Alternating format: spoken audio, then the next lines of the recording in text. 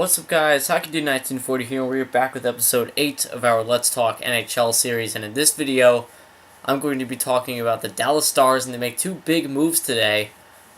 First off, they extend Jason Spezza to a 4-year contract at $7.5 million a year for 4 years. That's for a total of $30 million. That's huge for Dallas. Jason Spezza, I think he's still got a lot left in him, even though he is getting older. He's been a big player for them so far this season. But let's just pick Dallas here.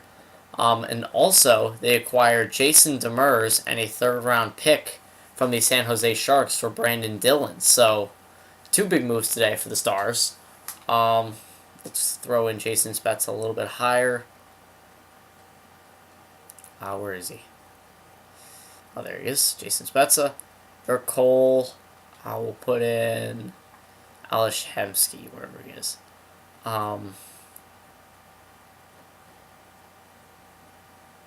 We'll throw in Dillon, because he's part of this as well. But yeah, so I have a lot to say about the Dallas Stars. First off, I'm going to talk about the Jason Spezza signing. I think it's a good signing, as long as they play him in the right spot. I saw a video about the NHL guys, some of the NHL guys talking about it, and I completely agree with them, with what they said, and I actually didn't think about it at first, was that, Jason Spezza, the reason they got Spezza, and the reason why a few other teams in the NHL were looking at Spezza, was for him to be a secondary scorer, for him to be a second-line center. And so far in Dallas this season, they've been playing him mostly with Jamie Benn and Tyler Seguin on the first line. And like they were saying, $7.5 million is a lot to pay a player to play alongside of Benn and Seguin. I think Benn and Seguin are good enough to put a cheaper player alongside of, kind of like Sidney Crosby played most of his time with Kunitz and Dupuis. You don't need $8 million superstars to put alongside of other superstars. You can put almost anybody alongside of those players, and they'll produce. So I think if they're going to play him on the first line with Benn and Seguin, then it's almost kind of a waste. But if he plays in the second line, for the reason they got him, oh man, I completely missed that. But yeah, if they stick to him playing on the second line center position, I think it's a great move. Spezza is definitely a great player to have behind Tyler Seguin, like they originally planned. And I think 4 years is plenty. I think he'll definitely last the next 4 years. Like I said, the dollar amount, it's a big cap hit, but I think it's fine as long as he stays in that second line and puts up a solid 70 points. I think it'll be perfectly fine. But now to the Dallas and San Jose trade. Jason Demers for Brandon Dillon and a third, Demers and a third for Brandon Dillon. I think it's a good trade. Brandon Dillon, I never really thought of him as a great young defenseman. Top 6 at best, I would think. And you get another defenseman to straight up replace him and a third-round pick. And a third-round pick isn't half bad. And Brandon Dillon, that's a right-handed defenseman. And Dallas, they do not have a lot of right-handed defensemen at all. Goligoski, Trevor Daley, all these guys are left-handed, so they get a right-handed player in there, which is good. But the Dallas Stars, they're not doing too well this season. Oh man, this guy's just beat me. I've lost a lot of the shootouts this year. I'm just way too focused on talking, but here he's Brandon Dillon.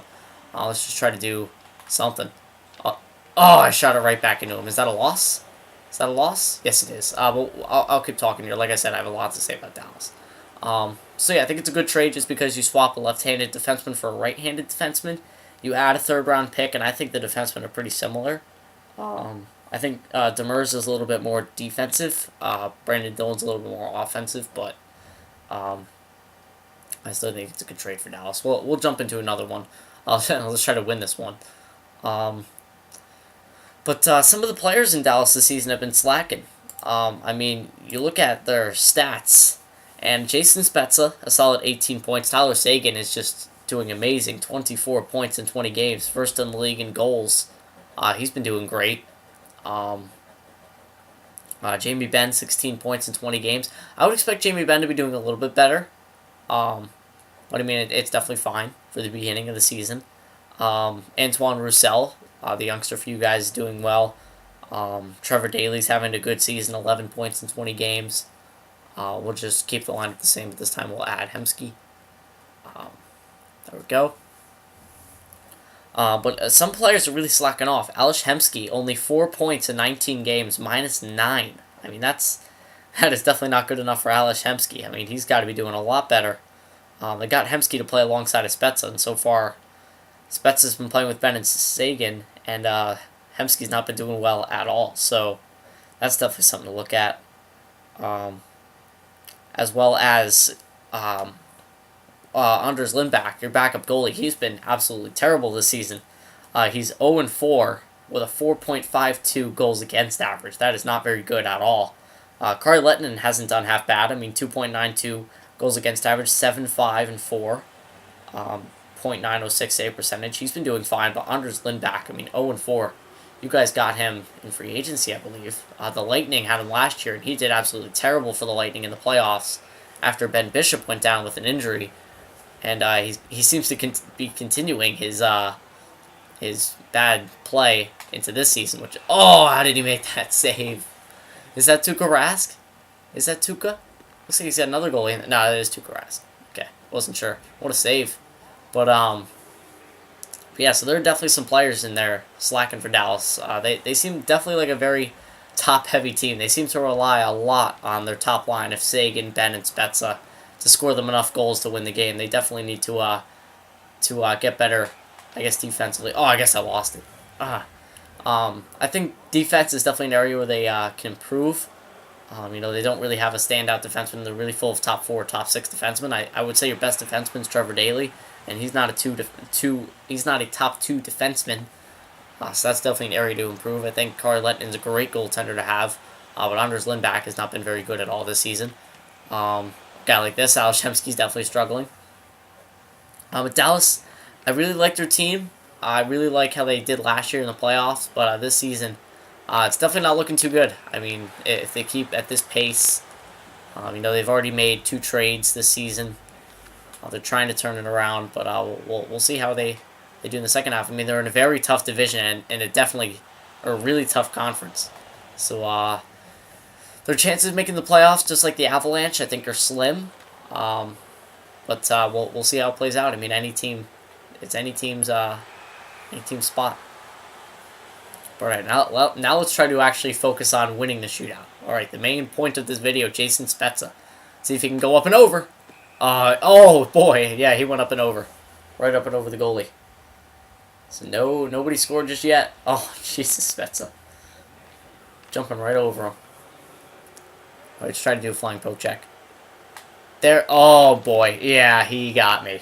Yeah, he slowed down, and right there he stopped. I didn't expect him to stop there, and Gregory Campbell backhanded on me. All right, Trevor Daley, the alternate captain, I believe, right? I guess they don't have him as the alternate in this game. Oh, come on. Oh, he stuck to that post. He knew what I was doing.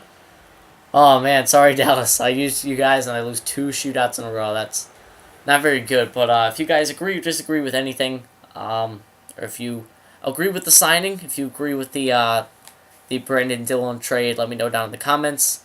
If you did enjoy, please leave a like. I will see you guys in the next video.